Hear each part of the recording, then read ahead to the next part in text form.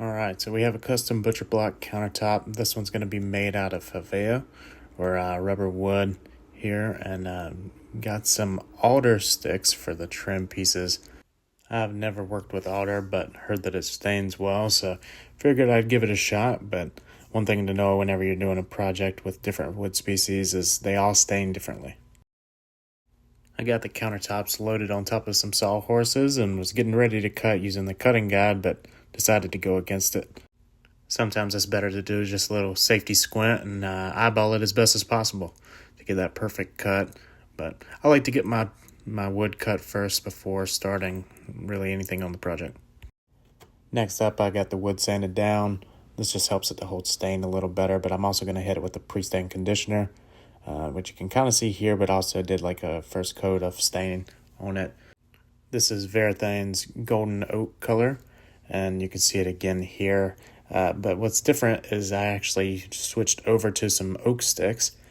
Switched away from the alder. The alder just kind of stained too dark, and it didn't go well with their flooring or with the other parts of the countertop. But was able to use my wife's workout bench as a placeholder while the other tabletop or countertop was on the sawhorse getting stained. After that stain sets in, it's time to start hitting it with the top coat. For me, I went with the polyurethane. If you have a good backlighting like this, you can always squat down and just see any spots that you may have missed. One thing to note with the polyurethane is you're going to want to give it a couple coats at least to get that finish that you're really looking for. One thing I'll show in just a minute here is you got to hit the polyurethane with a steel wool once it dries, just to knock the bubbles out before putting on your next coat. You're going to want to do that, like I said, at least a couple times. There's the piece of well-loved steel wool, but works just fine still.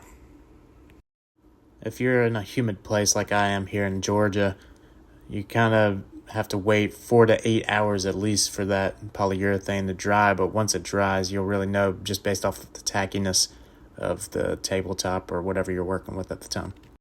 And here's the finished product with it installed.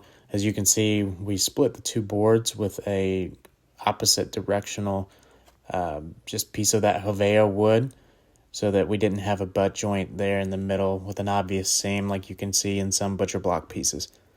You can also see the oak 3/4 inch trim. And here you can see it installed on top of the cabinets with the oak faceplate.